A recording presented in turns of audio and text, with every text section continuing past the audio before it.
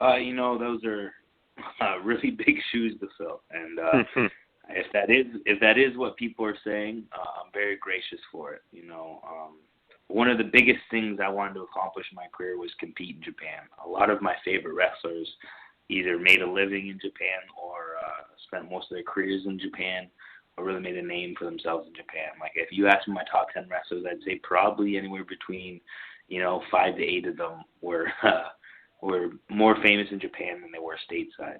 Just the style over there and the grittiness of it and how it's still respected as a sport.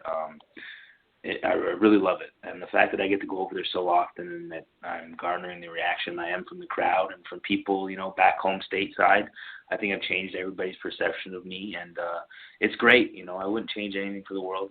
Obviously I'm not home as much as I'd like to be with a young son at home, but luckily my wife wrestled and she understands it and gets it, and she knows how much I love being over there. So we're making it work. And man, it's surreal to be over there and be in the position that I'm in when it was a goal. It's weird to actually obtain the goal. It's one thing to say, that's what I want to do one day, but when you get there, it's kind of like, oh my God, I wanted to do this for so long and now I'm doing it. It's crazy.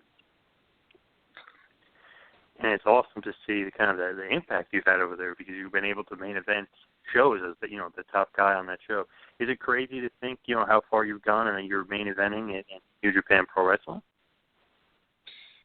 Without trying to sound like egotistical or anything like that, it's not so crazy to me for the simple reason that I knew that if I really, really, really wanted to do something, I would do it. And I proved people wrong time and time again throughout my career.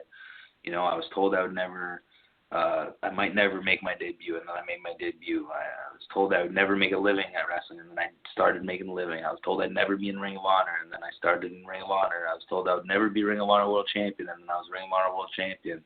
I was told I'd never be in Japan, and now I'm in Japan. So, it was just one of those things where, people telling me I wouldn't do it fueled it more, and I knew that I would make it.